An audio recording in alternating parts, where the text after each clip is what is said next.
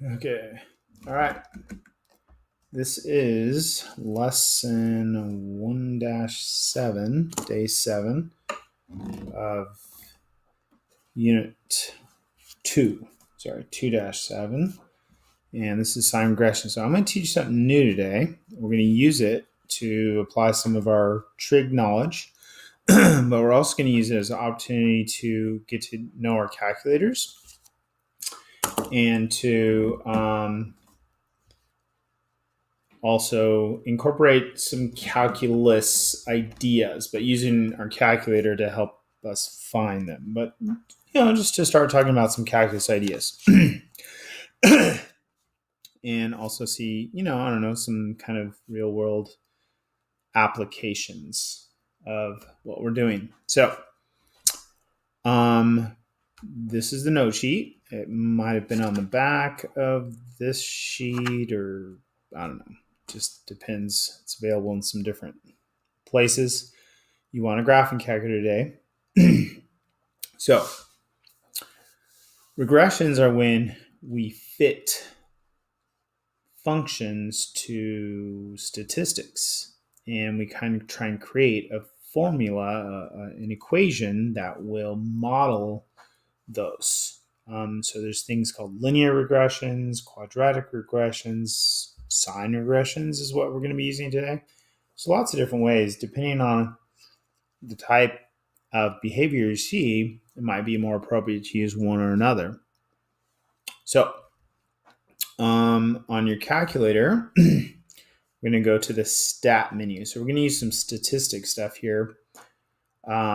And if you've taken statistics or AP statistics, maybe some of this is familiar to you. So the stat button brings you this menu. And what we want to do first is enter some numbers, some data.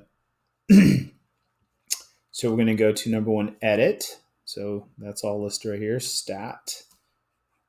And then we're going to go to option 1, edit. Hit enter. And it brings up some lists. Now, there might be some numbers in here from some previous, problem that someone else did or you did in some other class. So you could just get rid of them if you want. Now, you got to be careful because you could actually delete the whole list. There is a way. I'm trying to think. I think there are some quick ways. If you go to the bottom, let's see. If you go to the top and you hit clear, that'll clear it real quick. But if you go to the top and you hit delete, so maybe you have a whole list, like, oh, I'm going to go to the top and delete them all at once. That works, but now your list 1 is gone. Oh, man. So how do we get it back? So be careful. You can clear the list if you need it. You could select the name of the list and then hit clear, and that'll work. But if you hit delete, that's bad because you lose the whole list. Okay. So the way there's another way to clear the list too. I'll show you in a second, but we can get our list back. Okay, by going to the stat button again and going to number 5, setup editor, because you might want to get it back, and hit enter. So let's see what happens when we do that. Let's try and see if we can get our list 1 back. So we go to stat number 5, setup editor, hit enter, go back to stat list, edit. Hey, it's back. In fact, it has all the values in it still. So that's the way you do that to get it back. The other way you could clear list is you go to stat and then you could go to number 4, clear list, and you could tell it which list you want to clear. Now, if you want to enter a specific list, you can go, you'll see these L on my calculator, see L1, L2, L3, 4, 5, 6. Those are lists. So you could do second list 1 and actually put the list 1 there, and it will clear just the list 1. So now if we go back to stat, edit, list 1 is now cleared. So there's some different ways to do it. So like I said, you could go to stat. I mean, so there's a number of ways to do this. And you could go option number 4, clear list, and then type in L1 and then hit enter. And that will clear it also. Okay, but let's actually enter some values in here. Let's put these in L1, L2. It doesn't.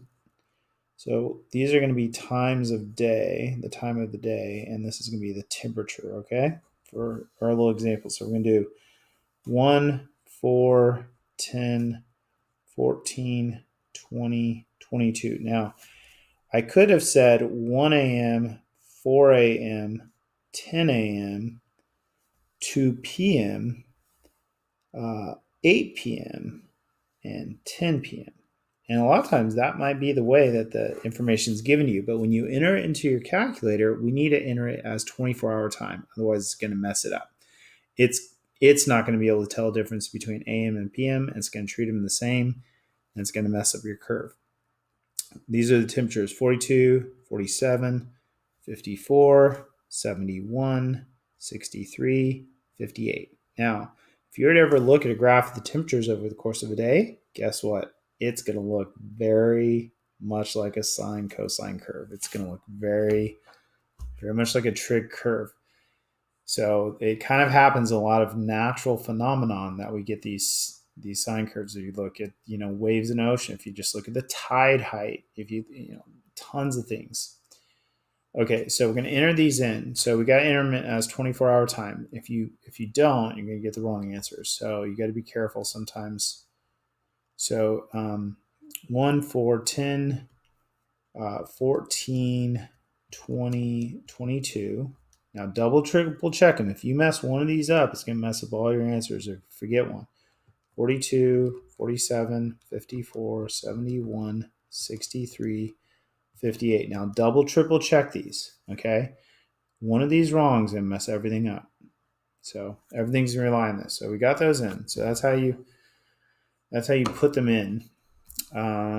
So that's the first thing you've learned how to do. Now we're going to figure out how to create a regression curve. Now the cool thing is the calculator is going to do it for you. So all you need to understand is the idea. It's kind of like a line of best fit, and maybe you've thought of that in even algebra 1 or something. But instead of a line of best fit, we're going to do a curve. We're doing a curve of best fit. Okay. And depending on the kind of, numbers you're getting, certain kinds of curves will be better. Now, this is a very probably kind of trig wave. So if you go to stat and then you go over to calc, okay, and you go down here, you'll see linreg. That's a linear regression. It fits a line to it. No matter what, it'll fit a line to whatever. Even if the stuff doesn't really look like a line, it'll fit a line to it. Quadratic, that's a parabola. Cubic, quartic. Another linreg, just a different version of it.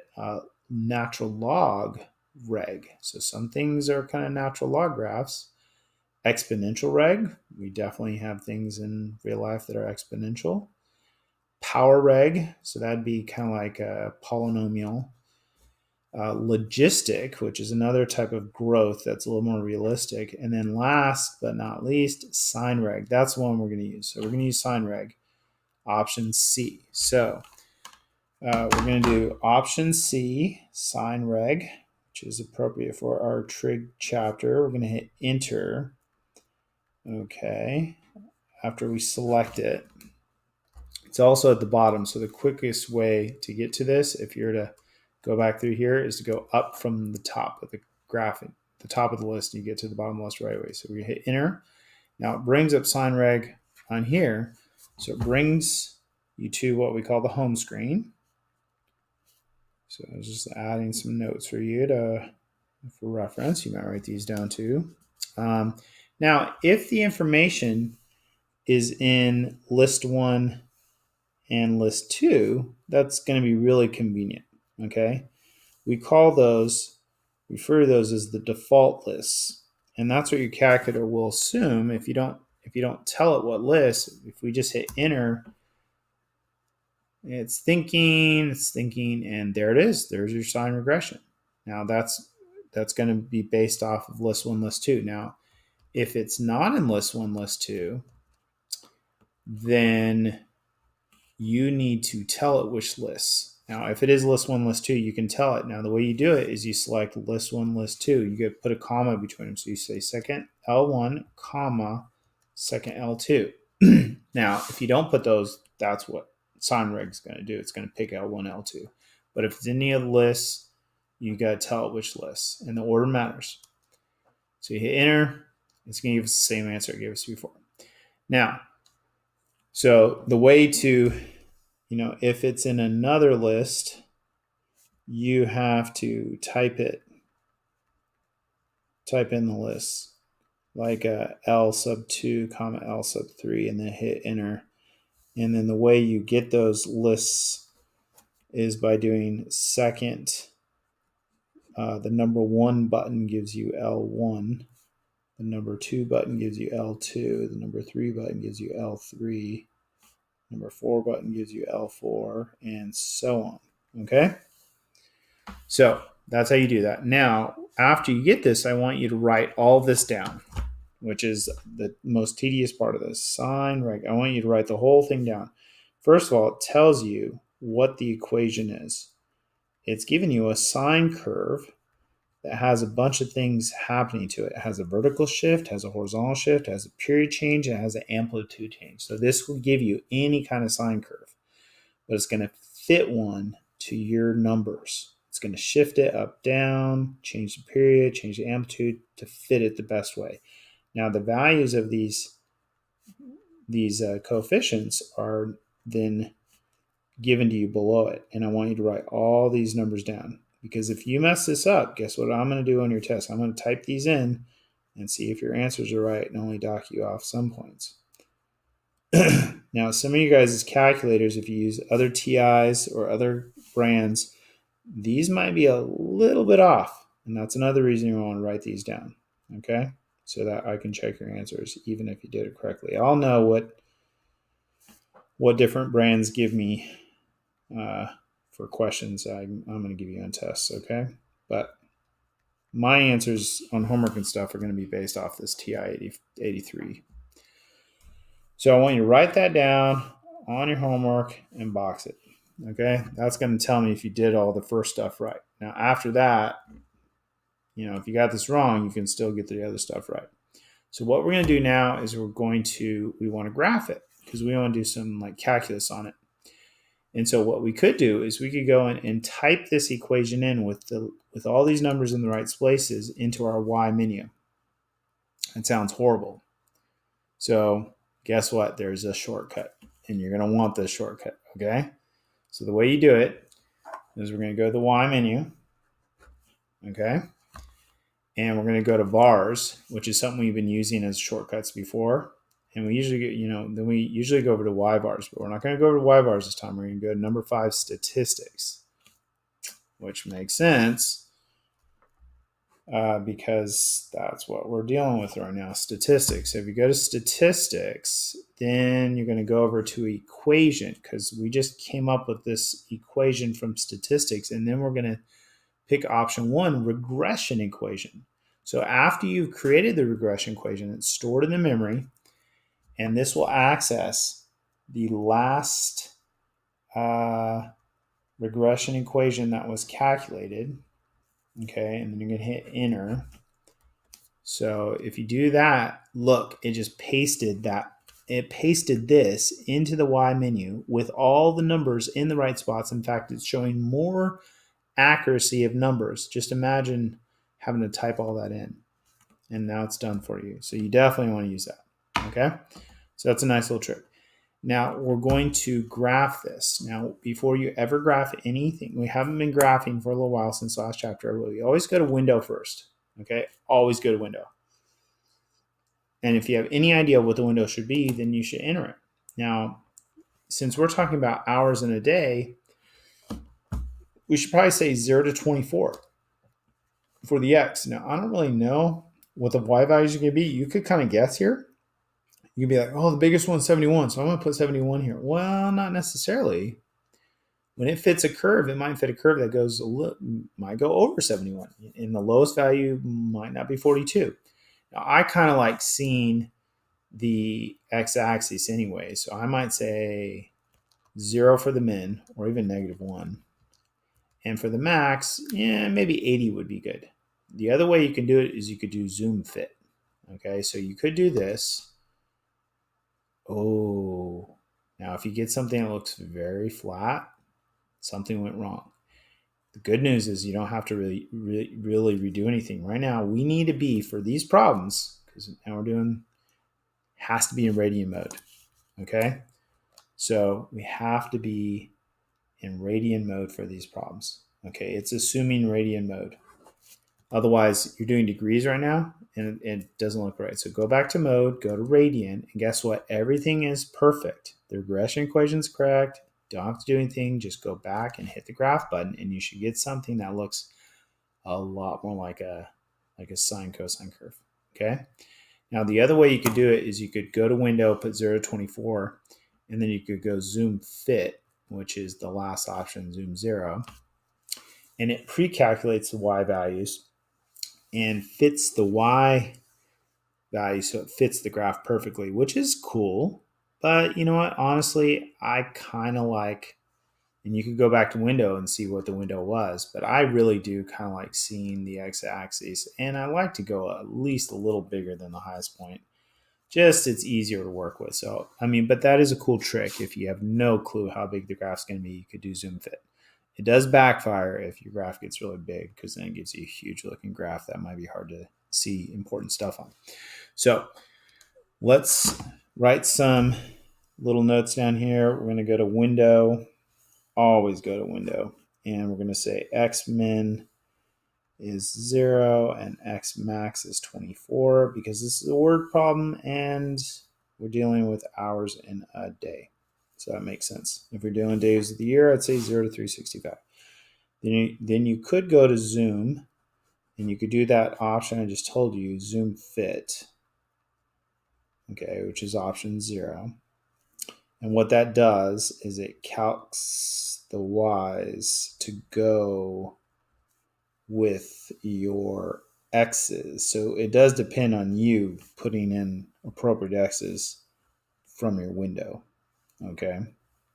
You got to do that first. And then it adjusts the y min and y max to fit it perfectly. Anyways, it's cool. Now, so let's see. So we're going to display the, now here's a cool thing that we're not going to usually do, but I'm going to just do this time just to kind of help you understand what we're doing here.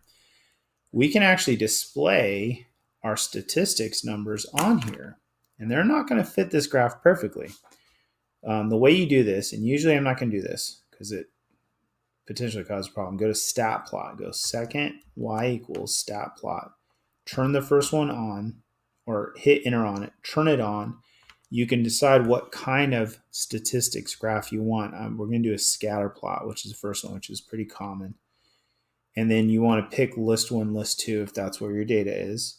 And then you can pick these little squares or pluses. I'm going to pick the little open squares. And then I'm going to go and graph it. And so you see all those, it graphs all the little, those are the numbers you entered in that table. And there's that curve trying to fit it, which is kind of cool. You can see how well it fits it, but it's not perfect. There's errors and measurements and things like that. So let's go ahead and draw. So you need to be in radians, by the way. If your graph looks really flat, it doesn't look very curvy like a sine curve, then you're probably in degree mode. Just change the radians or graph it, you should be good. Okay? Now, let's draw a sketch of what we have right now.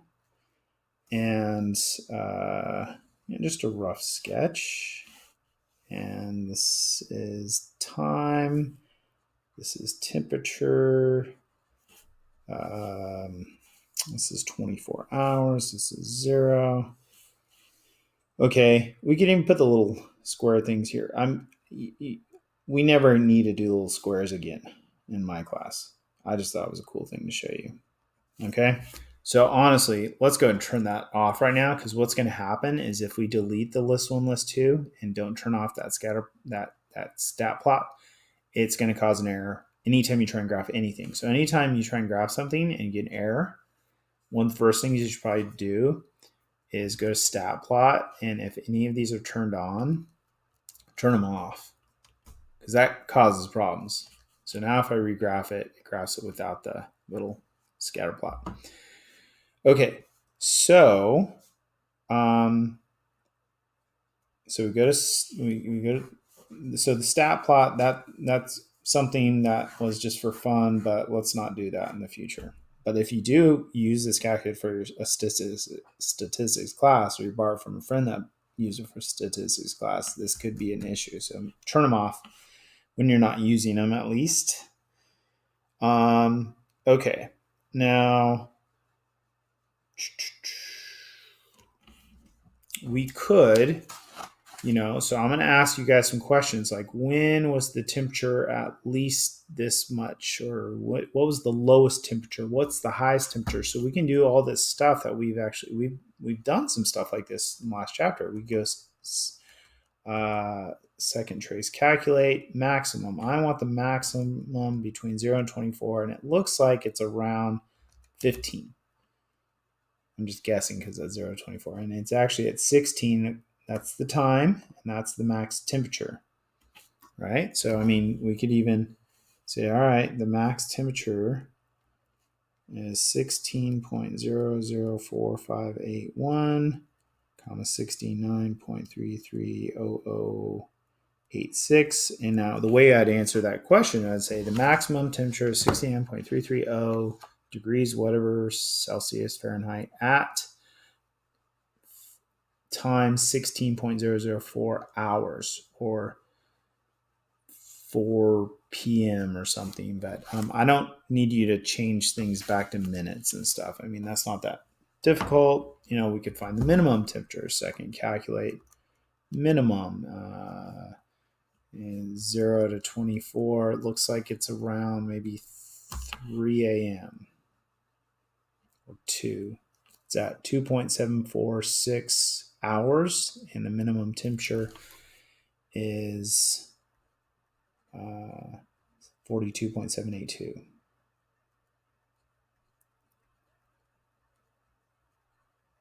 Anyways, anything you find, go ahead and write it on your graph. This is just good. Just makes it easy if, in the future you got to use it for something else. And I put extra decimals just in case you got to calculate it.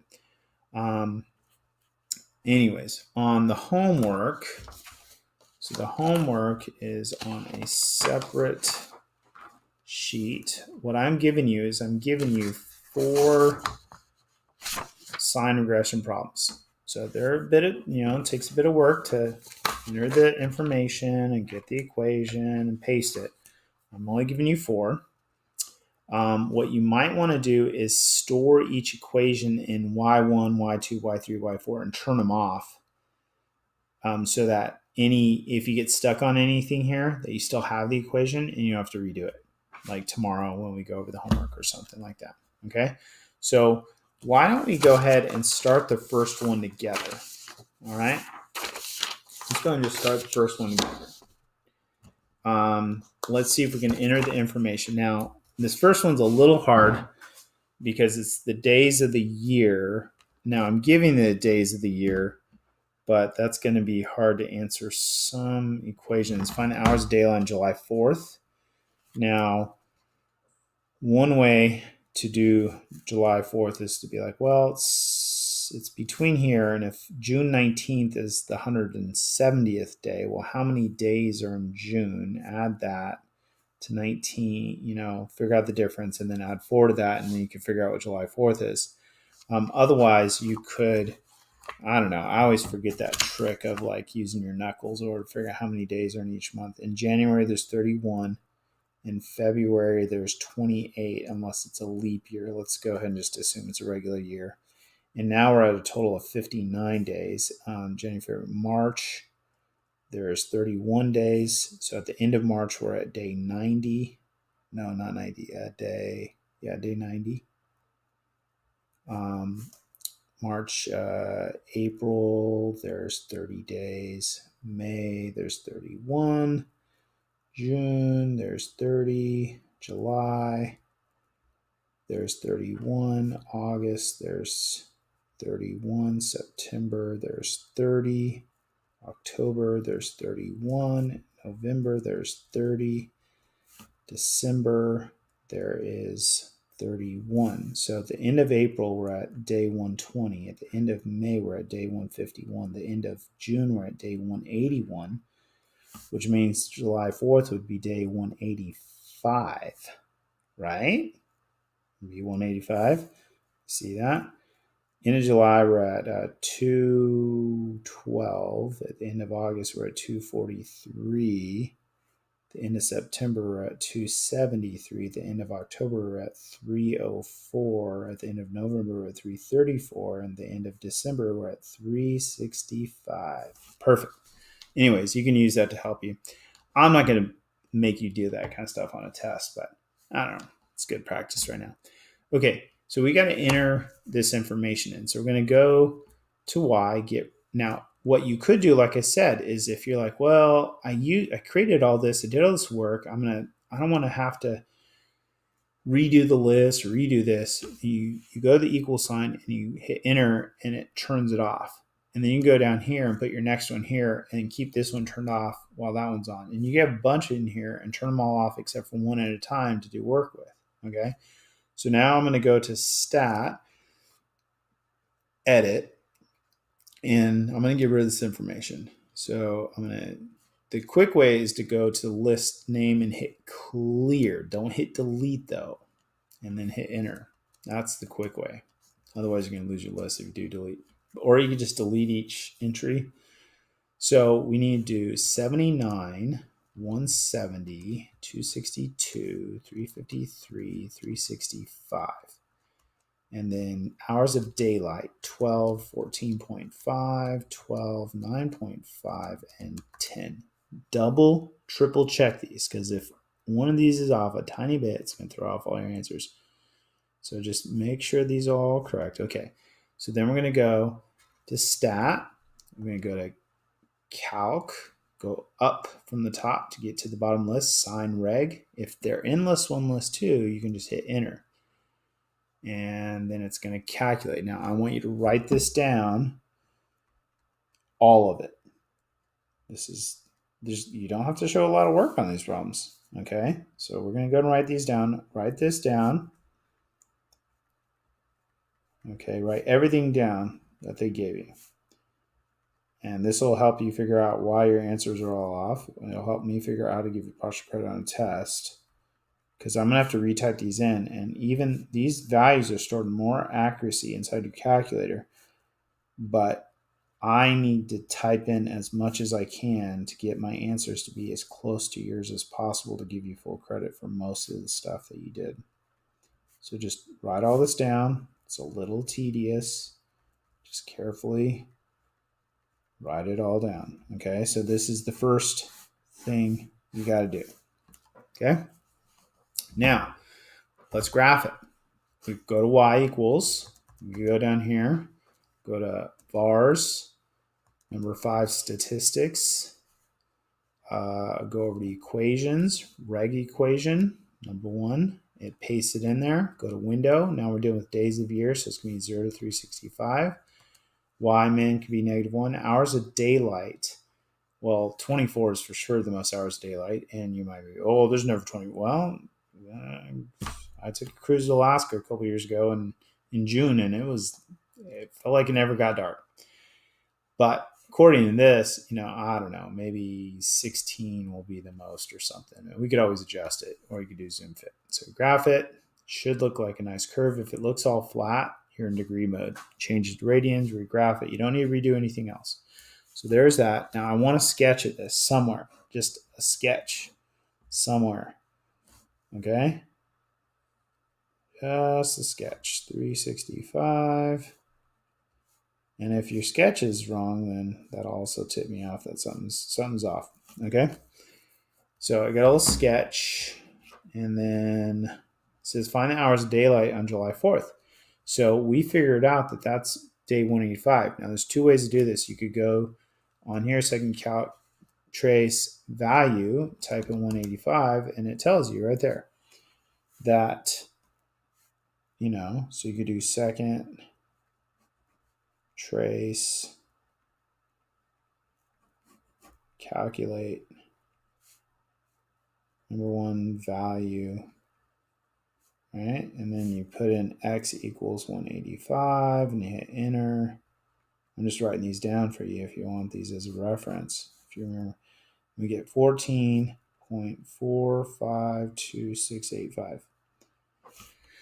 So the answer is 14.452 hours. Those are the units. Or you could do 14.453 if you want to round. I personally stay away from rounding as long as possible. The other way is to go to the table. You guys remember how to do that? Second graph button takes you to the table. And this is pretty convenient for just calculating values from a function. So if you go second table, there's some values in here from some old problem. So I'm going to just get rid of those. And you put in 185. Boom, there it is. Highlight it, you get more accuracy down here. Okay? So, yeah, that's the way you could do that. Now, okay, you got to watch out. Now, if you turned off Y1, it won't show up in your table. But if you turn it back on, Y1 will be here and Y2. You got to know which graph you're using. Okay, find the days on which the hours of daylight is between 10 and 12. That feels really awkward the way that's written. Between 10 and 12. Now, here's the trick. What I would do is I'd graph the horizontal lines for 10 hours and 12 hours. 10 and 12. Add them to my graph. Look, that's 10, that's 12. I'm going to kind of make it extra clear. This is between, probably not including then. This is the chunks of the graph we're looking for. These are intervals, right? And so we got to find the intersections. Now, if you want to make sure, it's kind of a little iffy here what's going on here. So we could change our window to make it fit a little better. Like we could say y min is at like 8 and y max is at like 15, just so we can see it a little better, which is sometimes helpful to me. So that's the 10 hours and that's the 12 hours. So, add this stuff to your picture. If that's your strategy, show me. And then we say, we'll calculate intersect. Now, first curve is the sine curve and the second curve is this curve. And then you want to guess. You say, well, that looks like it's around like, I don't know, 10 days or something. So I'm going to write this intersection here, 22.689587, comma 10. And then I'm going to find second calculate, number 5 intersect, first curve, second curve, and then over here around 300. This should give me this one, 317.5661, comma 10. And then I got to find these other ones up here. Second calculate, number 5 intersect. First curve is a sine curve. The second curve I want to be the Y4 curve. Oops. The 12 one, right? And then guess, you could find this one first since we're close to it if you want. 260.80048, comma 12. And then second calculate, number 5 intersect. First curve is the trig curve. And then we want that curve. And then we're going to guess around, I don't know, 50. 79.455918, comma 12. So I'm writing all this stuff. Write all this stuff on your little sketch. Now the answer is right in front of you. That's why I want you to write all this stuff, because that's it. You don't need to tell me what buttons you're pushing or whatever.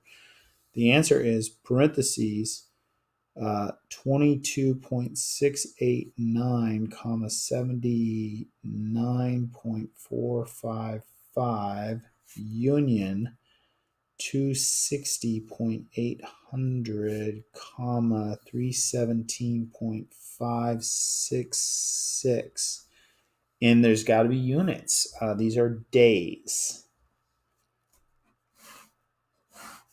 Okay, now you could have rounded some of these. I guess if you're really into rounding, this would be 22.690, and this would be 79.456, and this would be 260.800 still, and this would be 317.567. So that's an okay answer also. But you got to put the units. Okay, guarantee on your. I'm going to give you guys a problem like this on your next test. Okay, total hours of daylight in a year. Well, imagine that each of these, you could graph each day. The value of the graph is how many hours of daylight are in that day. So if we go through and we find all the hours of daylight for every day, 365 days, and add them all up, they give you total hours of daylight in a year. Now that's a lot of work. So an easier way to do that is it's actually going to equal the area under this graph. Do you guys know how to find the area under that graph? Second, calculate. Number 7, integrate. Now I want you to show me. So we're trying to accumulate all the hours of the year, and that's what integration does. It accumulates. Okay? So it's the area under the curve. Okay? Now I need to see the setup. The setup is 0 to 365 of your function. Now we'll just call that f(x) dx. And this is good enough. Now I don't want you to write that whole thing, but you can just write this is good. Now if I do this, I type in 0 to 365. Make sure it's on the sine curve, and it's going to shade it in. You could do this from the home screen if you want, and it should give us the answer. 4391.278 hours of daylight total in the year. Boom. Got it. Okay. So we're going to do a little integration. Find the average hours of daylight from days 50 to 51. Well, how do you find the average of a bunch of stuff? Well, you figure out what the total is, and you divide by the number of days or students or whatever it is. But this is also using an idea that I brought up at the end of last chapter on the extra credit review. I said, well, the way we find the average of any curve is we find the area underneath it, flatten it out, because that is F average right there, that average height of the curve. But then the area under the curve from 50 to 150 is still going to be the same area, but now it's a rectangle. And if you divide by the base of the rectangle, which is going to be the difference in the x limits, okay, it gives you the height of the rectangle. This is how we find the average function of any function. It's called the mean value theorem. But it also makes sense that you would find the total hours of daylight from 50 to 150 this way, and you would divide by the number of days, which would be 100 days, right? So now we could calculate that on here. We could do second calculate number 7, and we could say 50 to 150. Now we can't see the shading. You can clear the drawing, by the way. But it gives you 1277.819. Now I'm a little bothered that I can't write more than 3 decimal accuracy, because who knows if that's rounded or not. And if I want to divide this by some weird number, I'd have to go back in and type it on the home screen, 1277.18 divided by 100. So I would probably be more tempted. So the answer is going to be 12.778 rounded or truncated hours per day, average hours per day of sunlight. But I'd probably want to just do math 9 vars y vars function y2, by the way, is the one we're using right now, comma x, comma 50, comma 150, and calculate the integral this way, which is probably faster. Gives you more accuracy on the display, and it stores even more accuracy behind the display, divided by 100, and then I don't have to retype it either, and I get a better answer. I mean, it's pretty close to what we got, but I feel a little more secure about it. Now, from that graph screen, let's try it again, because sometimes you can calculate something on the graph screen, and then from here, if I say, well, I want to divide that by 100, if I hit divided by, oh, that totally worked that time. So sometimes you can do math on the answer you got from the graph screen, and it'll take you to the home screen and use that answer, but sometimes it doesn't, so it's not always dependable. So that's how we could do that. And then number 5 says find the rate at which the hours of daylight are changing on the first day of school this year. Now, this is probably inaccurate for this day, but this was one of the days in recent history. So let's just go with this. August 22nd. What day of the year is August 22nd? Well, at the end of July, we're at day 212. And so if we add 22 to that, we're at day 234. That's my little trick. So we're at day 234. The rate is the derivative. It's the slope of your curve. That's telling you how much the hours are changing as the days change. So you could do that from the graph menu, and you could go second calculate number 6 dy dx derivative, and then you could say, well, I want a day 234, and it shows a little blinking dot, and it shows you right here dy dx equals negative 0.0392852. Now your answer needs to have the right units. All these answers have units, hours or days. This is a rate, so this is hours over days. Okay, change in hours over change in days. So the answer is going to be negative, because we're losing hours per day, 0.39 hours per day, or hours/day. Okay, now you could change that if you're like, oh, that's hard to figure out. This is totally fine, but we could change it to minutes. We could say, all right, well, what if we wanted to change it to minutes? We'd multiply it times 60, and see, it doesn't let me do that. Negative 0.0392852 times 60 would give you negative 2.357 minutes per day, which might be a little more meaningful than 0.039 hours per day. So we're losing a couple minutes a day in August, late August, which makes sense. The longest day of the year is in June, right? Which would be the max of our graph. So there's a couple ways to do that. You could also do that from the home screen, which might be more convenient. We could do math 8 in derive, vars, y vars function y2, comma x, comma 234. And we get the same answer, but now we can more easily do math with it. So that's one of the convenient things. The answer is also calculated a little quicker. So you could go to, so this is the slope of the graph, the derivative of the graph. So you could go to second trace, calculate, and then pick option 6, dy dx, and then hit x equals 234 on the graph and hit enter. So that's one way to do it. But you could also go on the home screen to the math menu and pick option 8 in derive, and then it'll bring that up on the home screen, and then you could go like vars, y bars, function, and then pick y2 in this scenario, and then that would put that right here, and then you do x, and then you put 234 that way. So that would work. Anyways, also down here, just some notes. Remember to always change your window. We said x min should be 0 and x max should be 365 because we're dealing with the days in a year. Y min for sure can't be less than 0 hours of daylight, and Y max for sure can't be more than 24 hours of daylight. So that could be a good first window. And then you could do zoom fit or whatever.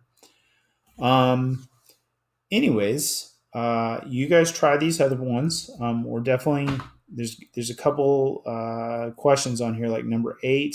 Maybe you could think about it. See, you've tried. I'm going to teach you guys a little more. Number 8, number 12, and number 15 are a little involve something that we haven't talked about. So we'll talk about that tomorrow. But try all the rest, get them all set up, get your assignment regressions, store them in the calculator. Don't delete them so that you can go back and answer any questions that you got stuck on or didn't finish. So you don't have to redo all of that. But anyways, just an interesting application using Trig to some real world problems.